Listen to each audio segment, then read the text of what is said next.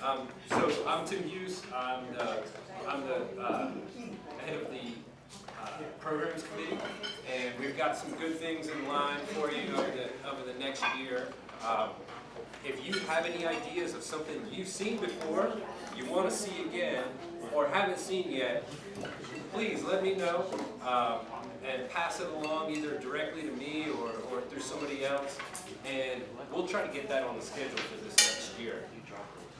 So I'd like to go ahead and introduce our main event this evening, which is Damon Hearne. He's TU Southeastern Conservation Director.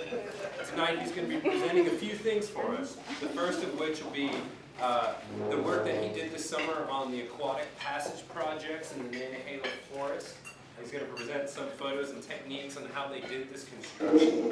And then he's going to touch on a little bit of the efforts in North Carolina to coordinate trout health. Talk a little bit about whirling disease and gill lice tonight and what's going on there. And then, if you have time, last a new restoration technique that helps improve sight fishing success. So you don't want to miss this. And let's give a hand to our speakers. Well, thanks for inviting me out here. And man, you all have an awesome website. I've seen a lot of chapter websites. I have spent a lot of time looking for contact information and meeting details on a lot of chapter websites over the last 6 years at TU. And I feel pretty confident you're probably the top 1% of chapter websites out there. And I've got a ton of stuff I'd love to share with you for the website, a couple of graphic things that I think would be useful, a couple video links, and actually one I'm going to show you all real quick to get started. But I appreciate being able to come out, and I'll try not to bore you all. I don't have a whole lot of graphs and numbers and acronyms in my show. I try and keep it pushed toward pictures and some interesting stories about the work we do. I am going to talk about a couple of our conservation initiatives for brook trout and trout health, and then go into my restoration work. And I think a few of you may have seen this video a year ago when I was here, I'm not sure, but I'm still going to show you because I think you've got a couple of new folks here that, and this is just a 1 or 2 minutes, and I'm going to talk a little bit about my favorite fish while we're looking at this. This is a video that my intern and seasonal Kenneth Lingerfeld shot on the West Fork of the Pigeon River. And this is with an underwater contour camera that he put out on a little tripod in the fall. And a little bit by luck and a little bit by skill, put this camera in the exact right place. And, can you all see that in the back? I don't know if the light is too bright in here, but he let that camera play for about an hour and a half while he went off and fished another area and caught some really amazing brook trout behavior in the spawning time in the fall.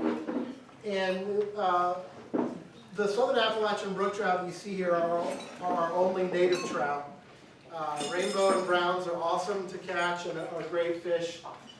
You can learn a couple things here if you're into some wrestling news.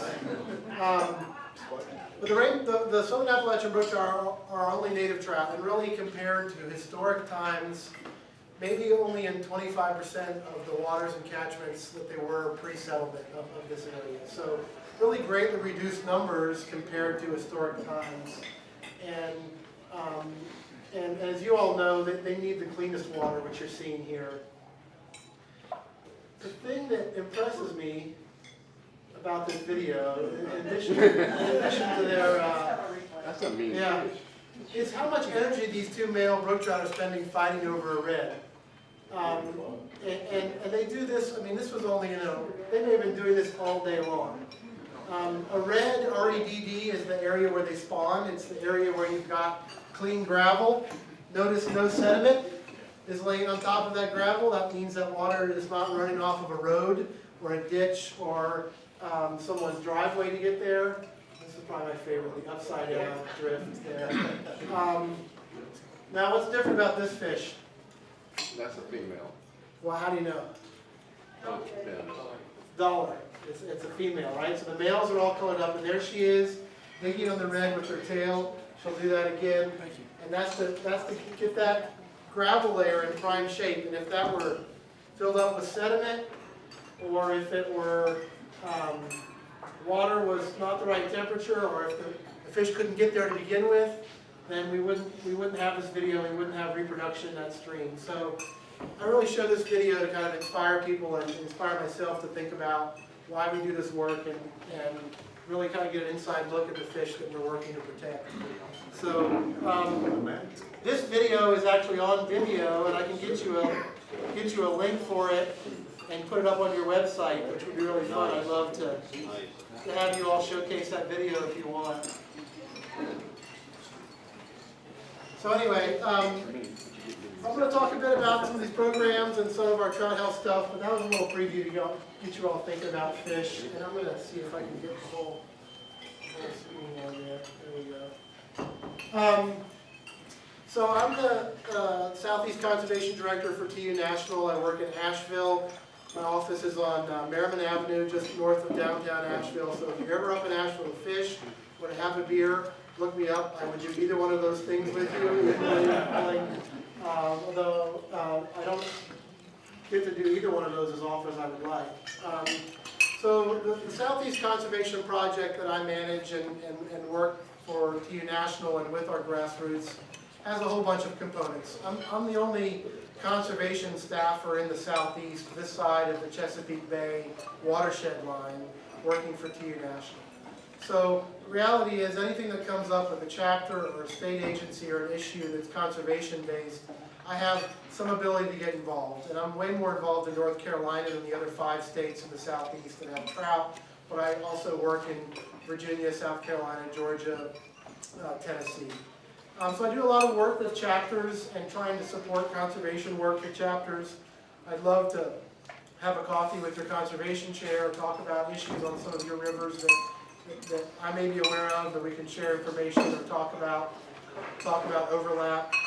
I do a lot of work with our agency partners, and that's where we're going to talk about trout health here in a minute and some of the issues that come up. But I meet with or talk with members of the Wildlife Resources Commission probably somewhere between 3 and 10 times a week, depending on what's going on. Sometimes only once or twice. But we stay in very close touch and make sure that information is flowing back and forth between the 5,000 members and the leadership of TU in North Carolina and my position and the State Wildlife Agency. I do a lot of conservation advocacy. I work to support those agencies. We get word out to members of the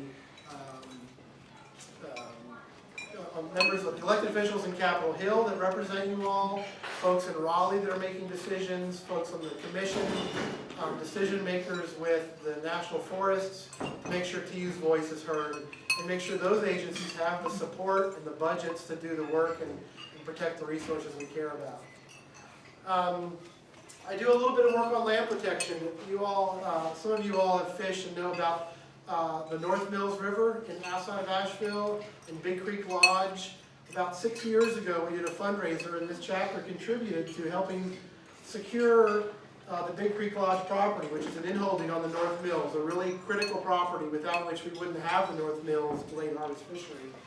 6 years later, after you all supported that original project, we went from temporary protection to next month permanent protection of that property. The Forest Service is going to buy it. So I work on projects like that. And then the one I'm going to talk the most about and show you some pictures of is our aquatic restoration and fish reconnection work, the actual bread and butter of TU, which is getting out there in the stream or next to the stream doing work that's good for trout. I promised to say a few words about trout health. And I think you've heard from the state pretty recently. Jake Rash was here. So you know that we've got whirling disease last year. We know you know we've got gill lice. We found out that he mentioned that we had Didmo on the tuck. Did you know about that? Very recent. Jake spent all of last year dealing with that issue. And what he probably didn't tell you all was that he was given an award from within the commission for the biologist of the year, because of his excellent work on dealing with those trout health issues. So I keep joking that we're going to give him a plaque to to tell him good job on getting his other plaque. But they do a lot of work on trout health, and our job is to help them communicate with the members on those issues. And so you showed the form on the website for some of those trout health issues, and what we're actually developing in partnership with the NCTU, the North Carolina Trout Unlimited Council, are some reporting forms that I would love you all to use and to put on your website relative to trout health and trout habitat. And these are pretty simple, but actually have some pretty powerful abilities. And I'm just going to show you the disease and, oh, it's not there. Here we are. The form that's on this website under reporting, where you can report trout health issues. And the state, instead of using that one form that you couldn't get updated to anything beyond whirling disease, we wanted you to use for everything, they've actually asked me to develop a form that can be flexible and useful to them and they'll link back to it. And so this form is very simple, and it's really easy to use. If you allow your phone to communicate with the form, it can automatically know where you are, either on your computer or your phone, and it can put in your latitude and longitude for the area that you're reporting your issue in. It can, depending on some of the questions you answer, it can ask you some more detail, and it actually works for all of the disease issues that we may find out there. It asks you what fish are affected. You put in some notes. You can actually take and upload photos from your phone or upload when you get back and submit that in. We have an identical type of form that asks you questions about trout habitat. So if you're out there and you see stream bank erosion, culvert issues, cows in the creek, some sort of pollution issue or sediment, I would love to hear and have you report that so that I can share that with agency colleagues, so that we can hand that off to a local chapter that can help with an issue. What we found is that the chapters and TU folks want to be doing conservation work. They want small, medium, and large projects. They want to track them, but we haven't until now had a unified way to submit issues. The really nice thing about this form is this little checkbox up here. And it says this form is able to launch offline. So if you're out fishing and you don't have a cell phone connection, but you've loaded this on your phone before you go out, or it's bookmarked, you can submit information on this form and it will be logged in and submitted once you're back on the cell phone network. So if you decide to go up in the Pigeon River and fish for those brookies, and you see a forest road that's fallen into the stream, you can submit it to this form while you're there, and then it'll upload when you get back to town. So these are linked from the site, and they can be loaded as a standalone form on your phone, so it's real easy to use. And you, through using an iForm on your website, can embed these. And I'm going to ask every chapter of the state to use these forms and have them directly on your website. So this is a really important way that we can work with the state and help inform them. And we've got 5,000 members that are out there fishing that should be able to report accurate and good information on what they see, and this is the way we're going to do it. I don't have really big updates on trout health issues other than that we're doing coordination work with the state to make sure our messaging on cleaning your gear and drying your gear is in line with TU National's research. Making sure that data reporting flows into the same place and we can all look at this information that comes in. Holding trout health stakeholder meetings with Department of Agriculture, Wildlife Resources Commission, TU, and other stakeholders. It's hard sometimes for the Wildlife Resources Commission to ask the Department of Agriculture to do something differently.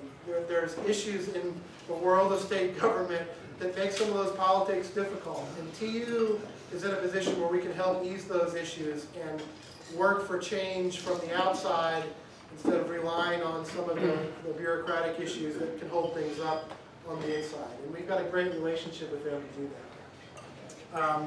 There's going to be some workshops on Dynamo issues on the tuck that we're going to sponsor and coordinate with some researchers. When that stuff comes out, you'll get emails, and maybe it'll be one of the banners on the front of your website to let you all know about that. Let me see if I can get back to my presentation here. Oh, that's the video, sorry.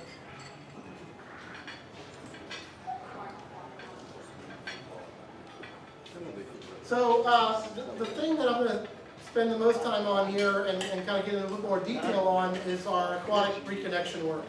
This is what really takes up, depending on the time of the year, 70 to 90% of my time. It's where we've found the most ability to make a change on the landscape and to bring in funds to do brook trout restoration and reconnection work. And so the goal of aquatic passage, and I'm going to tell you what that means and what it looks like, is really to ideally conserve and sustain resilient populations of native brook trout. And when I talk about the word resilient, that's a really key word. That means, are brook trout going to be there in the future? When we have a really hot summer, are they going to be able to get upstream to find the coldest and best habitat? When we have a pollution issue or a sediment issue in the left prong of a river, are brook trout going to be able to stay in that whole river because they had good habitat in the right prong? We really want to make sure that the small number of native brook trout that we have left are going to be there for the longest amount of time possible. And so to do that, we have to know where they are. We identify the fisheries that are critical to the brook trout. We have to know where they find issues in connecting with each other. We're interested in taking small populations that can't connect with each other and making very big populations that are therefore resilient. So we want to find out where there are barriers to fish movement. And we want to take those barriers that are bad for brook trout and replace them with ones that are good for brook trout, or stream crossings that are good for brook trout. And we want to make sure we don't introduce rainbow trout into brook trout areas where right now they're blocked because of some barrier to fish movement. So we want to do that very carefully. And then we want to promote the practices that we're doing. We want to make sure that the work that we're engaging in as part of an education program is expanded beyond just my world on a daily basis, but other folks. So I'll show you what a barrier to trout movement looks like and how we talk about it a little bit. We refer to it as Aquatic Organism Passage, or AOP, and it's one of the few acronyms that I use on a regular basis. I try not to use a ton of acronyms, and the reason why it's Aquatic Organism Passage instead of just Fish Passage is that our partners and the people who give us funds for this work, they don't just care about brook trout, they care about salamanders, they care about hellbenders, they care about aquatic insects, they care about non-game fish, for goodness sakes. The little small brown fish that you're not out there looking for, but are important to the stream ecosystem. So we do this work for all of them, and our goal is to take something that looks like this. It's a perched culvert. There's a little waterfall right there, and if you can imagine yourself being that 8 or 9 inch brook trout that's looking for the red, swimming upstream, and you get to this hole, and that's just out of your reach. You jump and you jump and you jump, and you can't get into the culvert. You're done. There's no habitat above that culvert for you. There's no genetic exchange with the fish up there. Maybe you get into the culvert, but it's such a long and steep culvert that you get worn out inside there. There are no rocks to hide behind and rest, and you don't make it on upstream. So that would be a barrier to fish movement, and the population below that barrier is cut off from the one above, and therefore not as resilient. What we want to do is take that, rip it out, and turn it into this. And you can see right away, if you're a brook trout or a raccoon or a salamander and you're wandering upstream looking for that cold water on a hot day, you're going to go right through this culvert, because not only is there a natural, no waterfall there, no perch, you've got a natural bottom, you've got stream banks that go right through, okay, you've got actually, from an engineering standpoint, a bottom that's built here that is simulating exactly a stream bottom that's right downstream and right upstream. The size of that rock and the substrate in there is calculated based on what the nearby conditions are. We're not guessing how to build a stream, we're replicating nearby streams to make something work. there's a lot of technology that goes into this, but in the end, you have a much larger and more resilient brook trout population.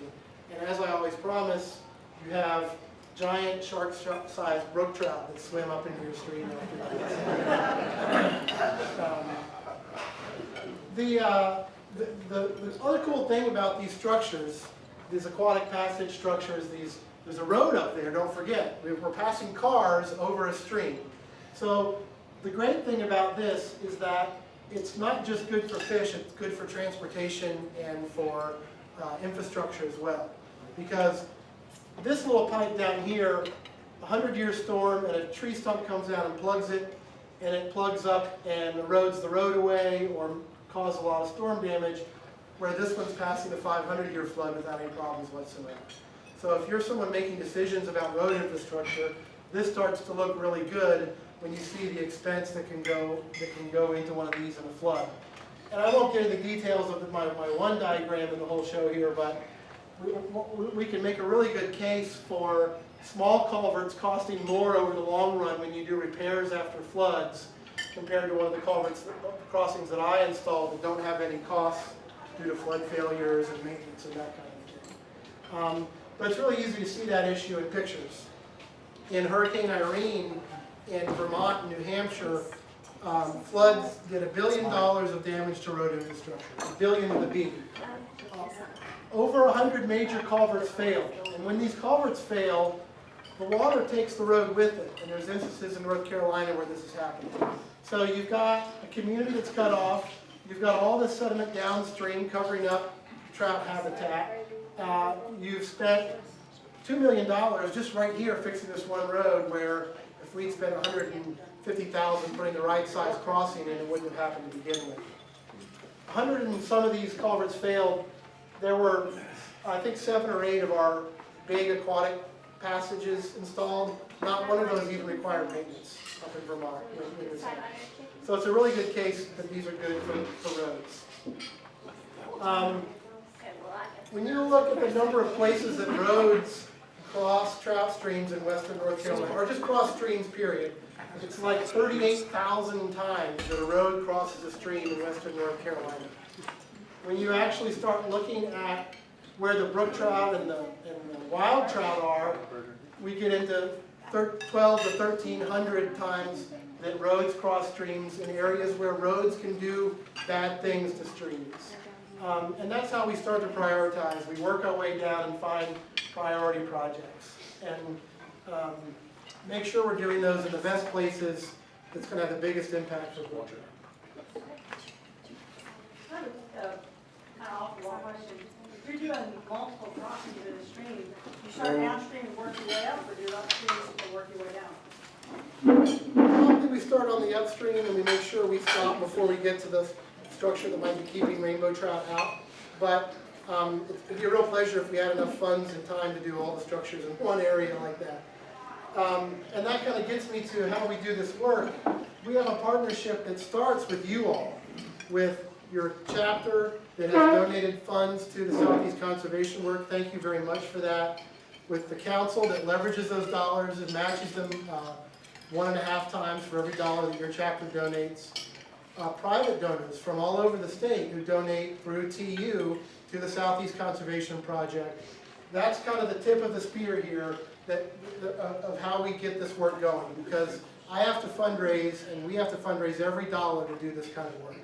So we start out with the councils and chapters and donors, and we leverage that into regional foundation dollars, and then we work up to national foundations. Don't tell anyone that I revealed the pyramid scheme with Trout Unlimited.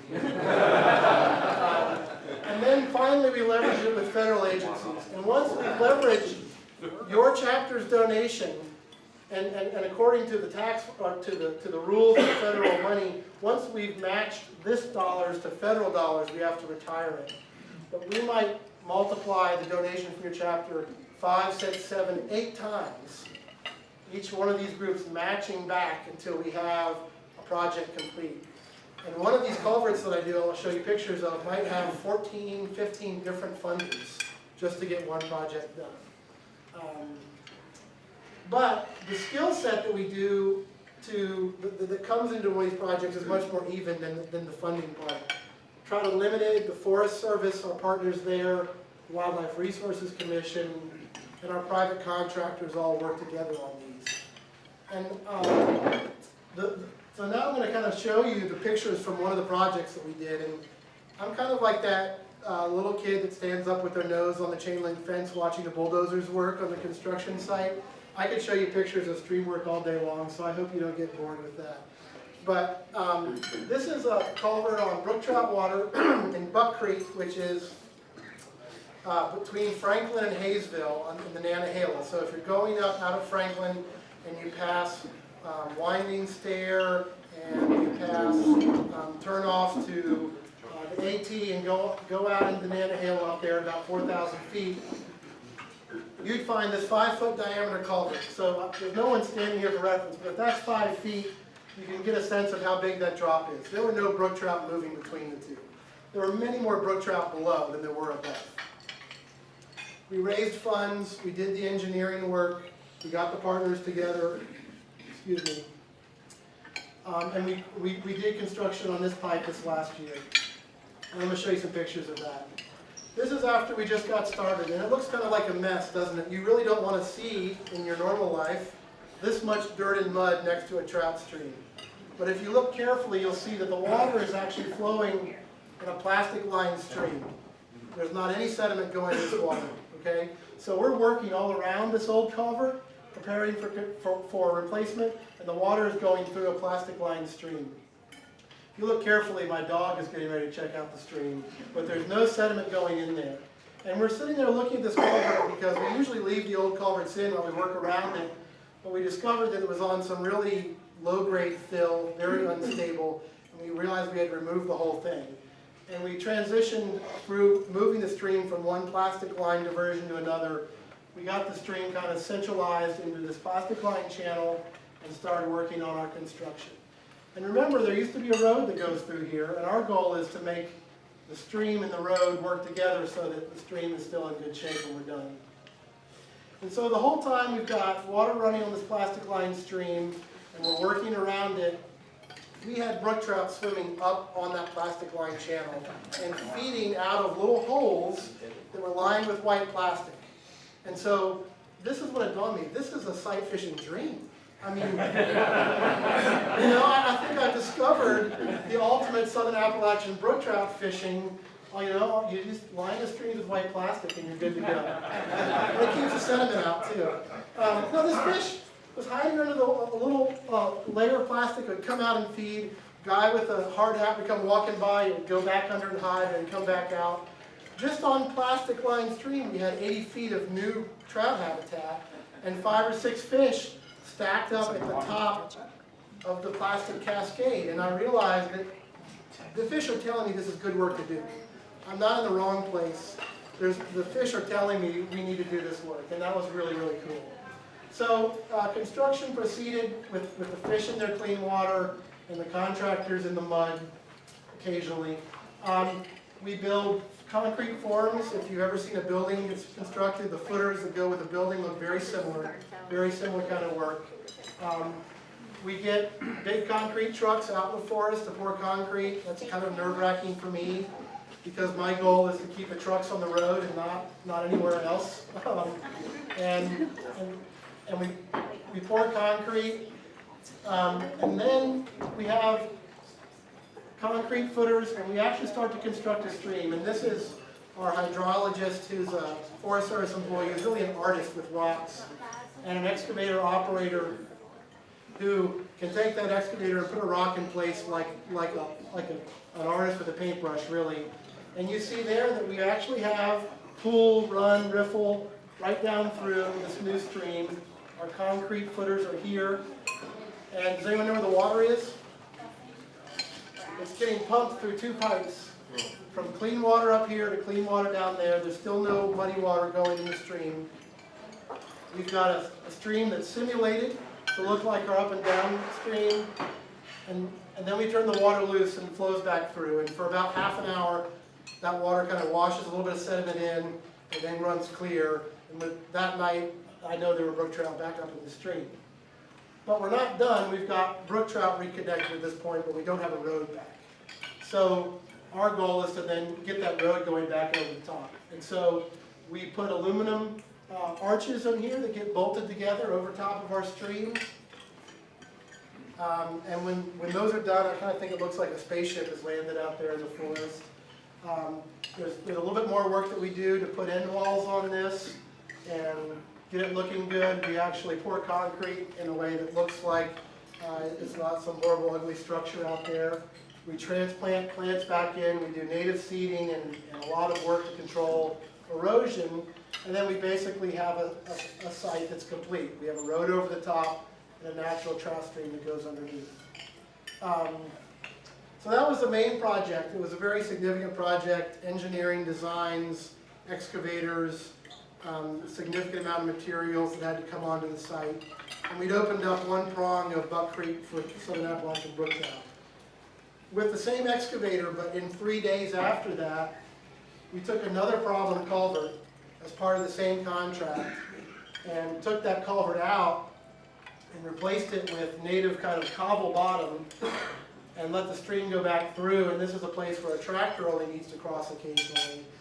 And within that same contract, kind of doubled our efforts, got another section of brook trout stream opened up with a 3-day project where a quarter mile down the road, because we had to have a road back there, that took most of the summer to complete.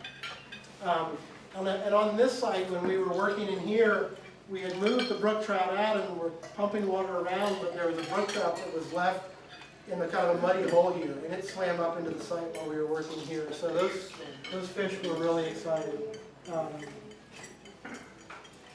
I'm going back and forth here. So that was last summer, and that was the biggest project that I kind of implemented to date and really represented the start of this work.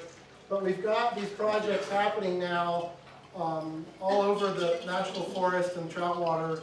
One in Madison County up by Max Patch. If you're in the Max Patch, you go over a culvert that's blocking brook trout to get up there. One off the Tuck in Jackson County. 2 in Transylvania County on Rebels Prong and Mill Station Creek.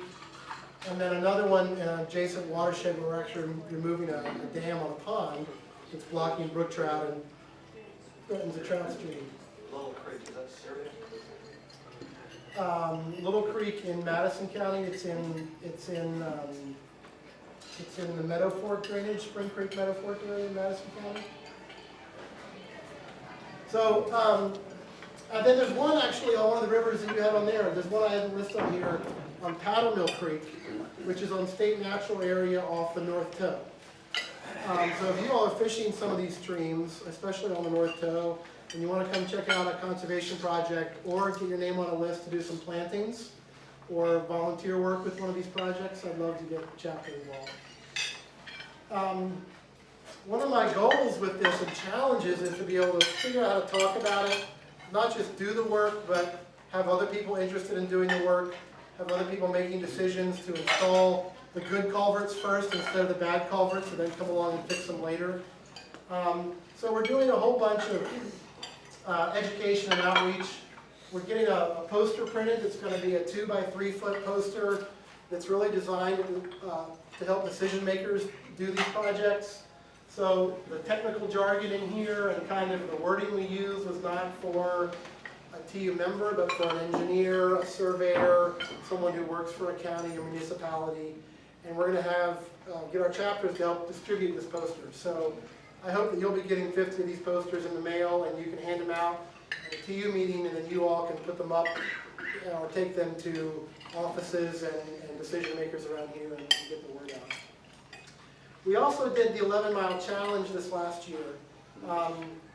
And the 11-mile challenge was a way for us to do communications and social media and interaction with our members to talk about culverts. And the reason we called the 11-mile challenge was that through these culvert removals and restoration, we're reconnecting 11 miles of trout stream.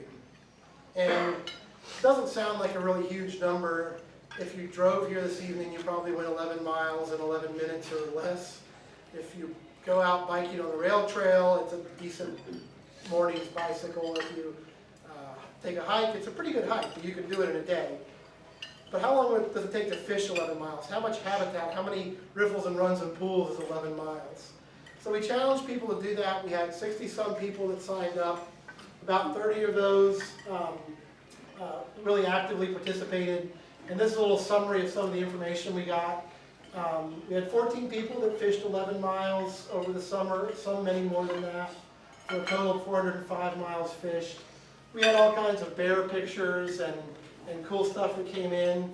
A lot of good sponsors for this, and we gave away some gear at the Fly Fishing Expo to people that participated.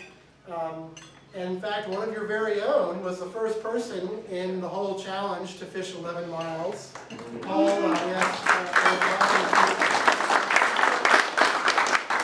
Paul fished 11 miles in a ridiculously short period of time and caught this amazing fish while he was doing it, and then went on to fish a whole bunch more miles. Paul, do you remember how many miles you ended up fishing, or did you keep Around count? 30. Around 30? Around 30, 32. We only had 2 or 3 people that fished like 30, 33 miles. That's a lot of miles. A lot of people couldn't make it to 11 miles, even fishing all summer. So Paul, thank you for participating in that. And we'll do something else this year. Maybe we'll do a challenge using the habitat reporting form and get folks to use that, and then do some prizes and stuff. But that was a fun way to collect pictures from members and actually communicate with our members on more than one occasion. So every week or two we were talking with these people who were participating. And we had a few people that submitted some really cool photos. This guy, Doug Jesse, took a bunch of really neat pictures throughout the challenge. This one was a Native American artifact. He believed it was some sort of hatchet or tomahawk head. But he took a bunch of really great photos, and we got to see his fishing journey throughout the summer and the places he fished. Some really beautiful shots came in. And I realized that it was rare for me to really connect with our members about their fishing on an ongoing basis and see kind of what their adventures were. Christian Searles from Vialis,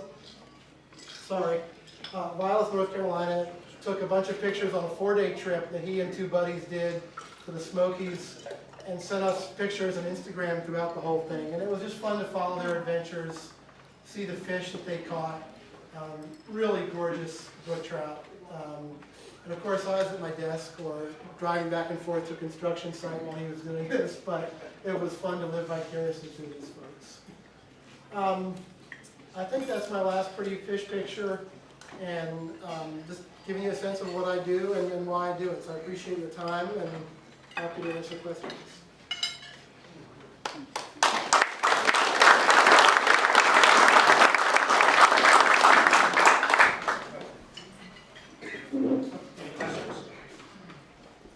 How much does it cost to do one of these big culverts?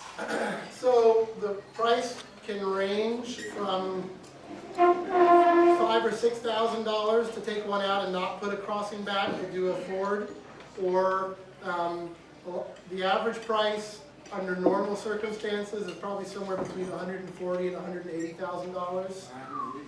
Under really difficult engineering circumstances, if there are other good reasons to do the work, like for road infrastructure, and you get other funding to support it, projects that turn out to be bridges instead of culverts can run into $300,000.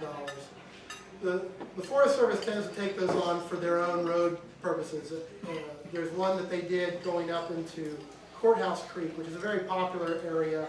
You know, you've got to have a road there. It was a failing infrastructure that was one of those low concrete fords that has 7 culverts that go all the way across the stream for blocking trout. And we used TU dollars and fish dollars and transportation dollars and a whole bunch of different dollars to replace that. So it wasn't done just for the fish, but it was good for fish when it was done. So they're not inexpensive, but each one has a really big impact and a very immediate impact for fish. Thank you, Damon. Yeah, thank you. Appreciate it.